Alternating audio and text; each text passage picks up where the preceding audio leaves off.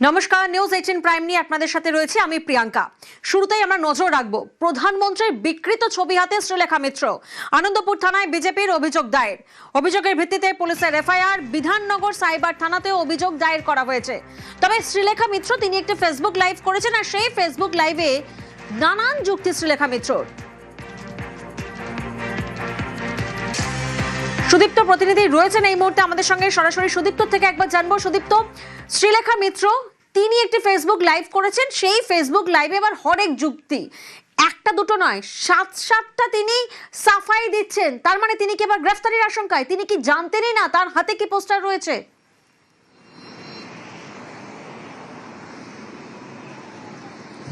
একদমই তাই। শ্রীলেখা মিত্র যেমনটা বলছেন আর কি, অর্থাৎ তার সাফাই বার্তা যেমনটা রয়েছে, সেখানে তিনি বলছেন যে তিনি চশমা পরে যাননি, সানগ্লাস পরে গিয়েছিলেন, যদিও সেই সানগ্লাস ছিল একদম মাথার ওপরে, এবং তিনি বুঝতে পারেননি সেই ছবিটা কি ছবি তিনি হাতে ধরছেন, তিনি উল্টেও নাকি দেখেননি। তার আগের মুহূর্তেই তিনি বলছেন ছবিটি দেখে আমার খুব ভালো লেগেছিল। একটি ছবি যা প্রধানমন্ত্রীর বিকৃত কার্টুন ছবি, তিনি তা হাতে নিয়ে ছবি তুলেছেন। পরবর্তী ক্ষেত্রে তিনি বলছেন যে যেহেতু সামনেই লাঠিচার্জ করছিল পুলিশ, তাই তিনি তড়িঘড়ি সেই ছবিটি, কিছু ছাত্র আসে এবং তা ধরে তিনি ছবি তোলেন। সাধারণত কি হয়, যে আন্দোলন চলে সেখানে যখন লাঠিচার্জ যদি হয় তাহলে পরে দুই রকমের ছবি দেখা যায়। এক, কিছু ছাত্র এগিয়ে যান লাঠিচার্জের সামনের দিকে, কিছু ছাত্র পালিয়ে যান। শ্রীলেখা মিত্র কি করলেন? ছবি তুললেন। তাহলে লাঠিচার্জ কোথায় হচ্ছিল, কিরকম ভাবে হচ্ছিল, কেন তিনি ছবি তুললেন, নতুন অধ্যায় তিনি শুরু করলেন কিনা, এই বিষয়ে একটা প্রশ্ন উঠছে। তাহলে কি শুধুমাত্র তিনি ফটো তুলতে গিয়েছিলেন? তার যা যুক্তি তা কিন্তু কোনোভাবেই দাঁড়াচ্ছে না, বেশ কিছু অসঙ্গতি দেখা যাচ্ছে, তা বোঝা যাচ্ছে। পরবর্তী ক্ষেত্রে নিউজ 18 বাংলার সঞ্চালক তথা আমার সহকর্মী রুমেলা তাকে যখন প্রশ্ন করলেন, তিনি কিন্তু প্রশ্নের উত্তর দিলেন না, বরং তিনি মেজাজ হারালেন। এখানেই প্রশ্ন উঠছে, তাহলে এবার তিনি বলছেন, যেখানে এই যে বার্তা দিচ্ছেন, যেখানে সেই ফেসবুক লাইভে তিনি বলছেন যে আমাকে অ্যারেস্ট করলে করুন, আমাকে ফাঁসিতে চড়ালে চড়ান, আবার একটা আন্দোলন হবে, এমন কথাও তাকে কিন্তু বলতে শোনা যাচ্ছে। এবং এই অভিযোগের ভিত্তিতেই আজকে অভিযোগ দায়ের করা হয়েছে আনন্দপুর থানায়। আনন্দপুর থানার এলাকার বাসিন্দা বিজেপি নেত্রী কেয়া ঘোষ শ্রীলেখা মিত্রের বিরুদ্ধে অভিযোগ দায়ের করেছেন। একেবারে কেয়া ঘোষ তিনি ঠিক কি বলছেন শোনাবো আপনাদের।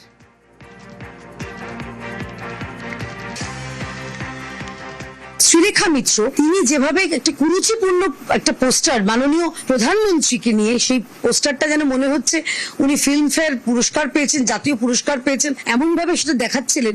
দেশের প্রধানমন্ত্রীর এই অবমাননার বিরুদ্ধে আজকে এফআইআর, যে যত শিগগিরই সম্ভব শ্রীলেখা মিত্রকে গ্রেপ্তার করতে হবে। উনি কে, কোন খাঞ্জা খা? পাঞ্জাবে যখন পেপার লিক হয়েছে, আপনি কতবার সেখানকার যিনি মুখ্যমন্ত্রী বা শিক্ষামন্ত্রী তাকে নিয়ে কুরুচিকর এরকম পোস্টার নিয়ে ঘুরেছেন। কেরালে হাল ফিলে হয়েছে, তখন কতবার ঘুরেছেন। কোনোভাবে ওনাকে ফাঁসি চড়ানোর মতন অত টাইম, এনার্জি কারণ নেই। প্রয়োজন পড়লে কঠোরতম সাজা দেওয়ার দাবি জানাচ্ছি। এটা বাদরামির থেকে কোনো অংশে কম নয়, এবং উনি এখন ভিকটিম কার্ড খেলতে চাইলেও এটাকে মানা হবে না। কোনো জায়গায় লাগছে না যে উনি বুঝতে পারেননি, বরং অত্যন্ত কদর্য হাসি হেসে সেই পোস্টারটা উনি প্রদর্শন করেছেন।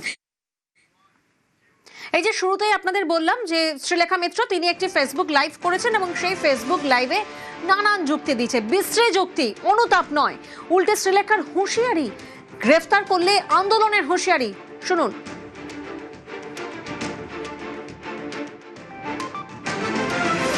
বিশেষ আমি একটা পোস্টার ধরে দাঁড়িয়ে রয়েছি, সেইটা ভাইরাল করা হয়েছে। আমাকে কেউ দেশদ্রোহী আখ্যা দিলে সেটাও যেরকম ভীষণ হাস্যকর ব্যাপার, সেটাই একই রকম হাস্যকর হচ্ছে যদি কেউ মনে করে যে ওই রকম ছবির আমি ইচ্ছা করে এই ছবিটাকে আমি হাতে নিয়ে দাঁড়িয়ে করেছি। এটা দিল্লি থেকেই পোস্টারিং গুলো হয়েছে।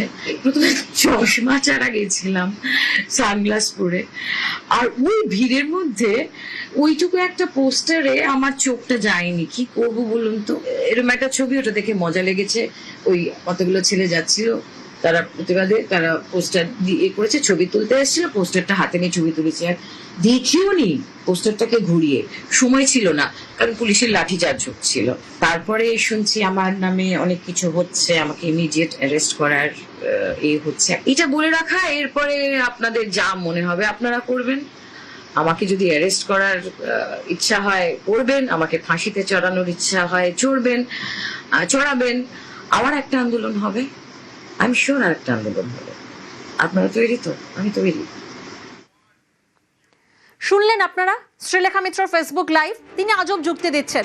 তিনি নাকি চশমা পরে যাননি, সানগ্লাস পরে গেছেন, তাই তিনি বুঝতেই পারেননি কি নিয়ে এই পোস্টার। তবে আপনাদেরকে জানাবো, এতটাই কুরুচিকর এই পোস্টার, এতটাই বিশ্রী এই পোস্টার যে আমাদেরকে ব্লার করতে আমরা বাধ্য হয়েছি। আর তার এই আজব সাফাই ফেসবুক লাইভ, তারপরেই আমরা ফোন করি শ্রীলেখা মিত্রকে। তার কি উত্তর? না, তিনি কোনো উত্তর দেননি, তিনি রেগে গেছেন। প্রশ্ন শুনেই ফোন কেটে দিলেন শ্রীলেখা মিত্র।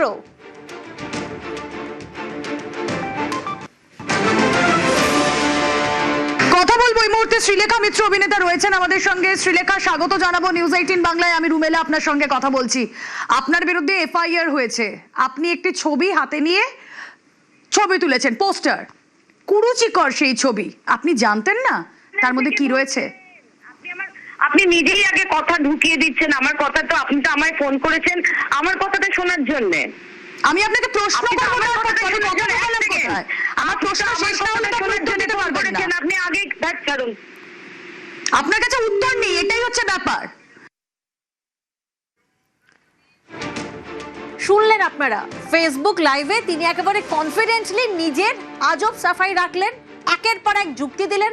চশমা পরে যাননি, পোস্টারে কি আছে তিনি বুঝতে পারেননি, এতটাই ভিড় ছিল, তিনি দেখার সুযোগই নাকি পাননি সেই পোস্টারে। কিন্তু যখন আমরা ফোন করলাম শ্রীলেখা মিত্রকে, আমাদের ফোন শুনে, আমাদের প্রশ্ন শুনেই তিনি ফোন কেটে দিলেন। তিনি বিরক্ত হলেন, তিনি রেগে গেলেন। বিকৃত মানসিকতা না হলে কেউ এ ধরনের ছবি নিয়ে রাস্তায় বেরোন না। তো সজল ঘোষের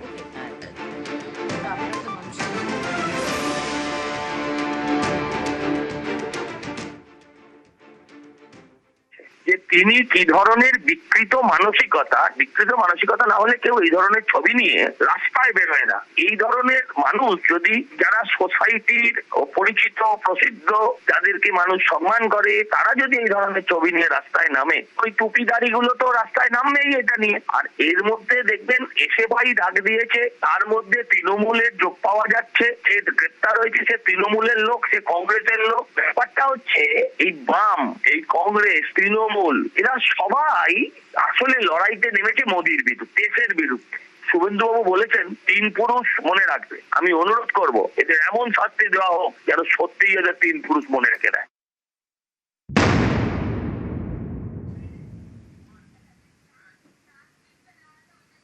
আন্দোলনের নামে চরম অসভ্যতা, প্রধানমন্ত্রীর মুখ্যমন্ত্রীকে চরম অসম্মান, সোশ্যাল মিডিয়ায় ভাইরাল ভিডিও যা আপনাকে বিচলিত করবে। দেখুন সেই ছবি। এটা কি আন্দোলন?